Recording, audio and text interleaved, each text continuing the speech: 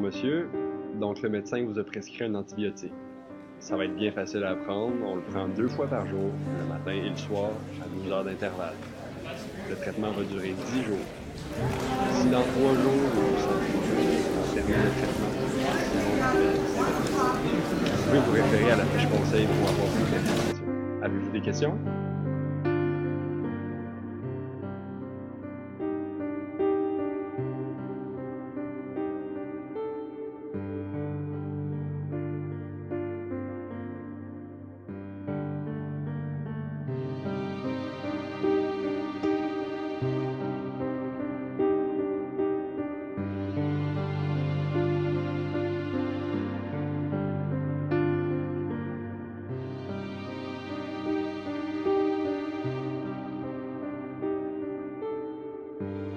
Tu vas voir le médecin, tu vas voir la pharmacie quand il va te donner, il va te l'expliquer. Ouais, il va te l'expliquer, mais si tu ne demandes pas, puis tu as hâte de le demander, le médecin va loin, là. Tu sais, t'as pas de. Si tu reviens avec tes petits baudouilles, là. Puis, il t'a-tu expliqué qu'il pouvait avoir ce qu'on appelle des effets secondaires? Non, il t'en a pas parlé de ça. Il rien du tout qui était super. Ben, il m'a donné une feuille. Il m'a donné une feuille. Il prend la feuille, il va là chez vous, il l'a. Est-ce que le pharmacien s'est rendu compte par lui-même? Il s'est rendu compte. OK. Est-ce que vous aviez été capable Parce que de je lui dire? demandais tout le temps la question. J'ai posé toute la question, je comprends rien. Il s'est rendu compte. Le plus gênant, c'est le médecin. OK. Pourquoi le pharmacien?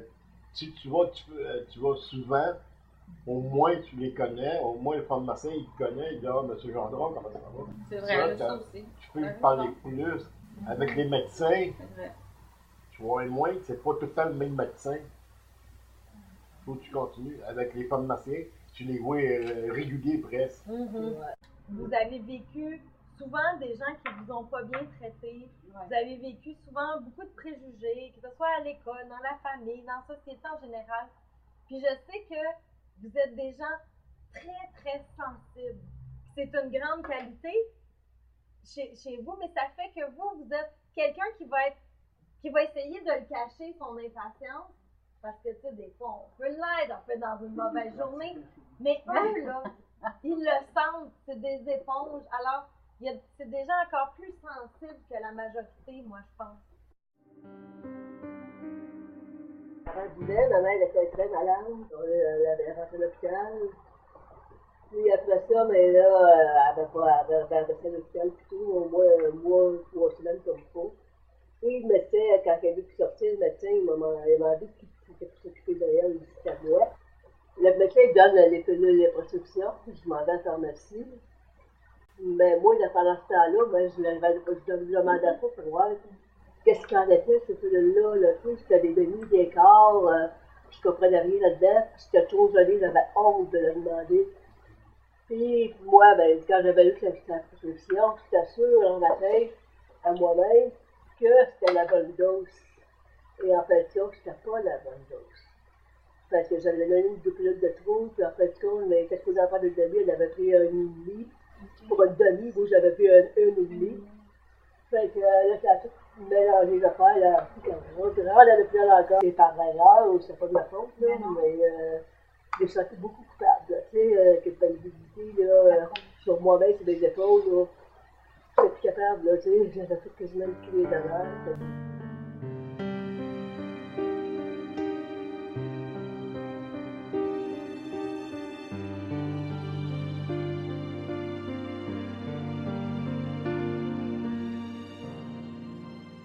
En premier, je suis étonné du chiffre, mais en même temps, en y réfléchissant, c'est un peu aussi le vécu qu'on a ou la perception que moi j'ai, sans qu'elle soit aussi grande. Si je regarde du cas par cas, il y a des gens qui ont de plus en plus de déficits cognitifs, maladie d'Alzheimer ou autres, qui dans le temps vont comprendre de moins en moins. Puis ça, on dirait que chez nous, c'est une clientèle grandissante. Au niveau des immigrants nouvellement arrivés, puis il y a aussi les premiers arrivés qui, des fois, parlent beaucoup moins français que leurs enfants. Là, il existe une barrière, si on la connaît, c'est clair. On a un rôle essentiel pour la prise en charge de leur santé, mais pour leur traitement, hein, si le patient peut aller voir son médecin, mais ne pas se présenter à la pharmacie ou ne pas prendre son médicament correctement, et là, au bout de la ligne, le résultat, il est nul. Et on essaie de prendre en charge les plus vulnérables. Moi, je pense que ceux qui sont vraiment hypothéqués, entre guillemets, ou qui prennent énormément de médicaments, ils attirent notre attention, on y consacre le temps, l'énergie qu'il faut, puis on valide nos choses. Où je suis un peu plus inquiet à la lumière des chiffres, c'est ceux qui sont moins malades, entre guillemets, et qui rentrent dans le système, puis on n'a pas ce sentiment de vulnérabilité-là, puis peut-être qu'ils le sont tout autant parce qu'il y a ce niveau d'éducation-là, ou de la compréhension, ou même la capacité à participer lui-même à son traitement. Fait qu'est-ce qu'on leur dit? Qu'est-ce qu'il faut qu'ils fassent, les pharmaciens? Qu'il lui pose des questions. Même Qu'il pose des questions, puis il nous demande pour voir s'il n'y a pas d'autres mots qu'on puisse utiliser pour que vous compreniez mieux les préceptions. Tout le monde va répondre.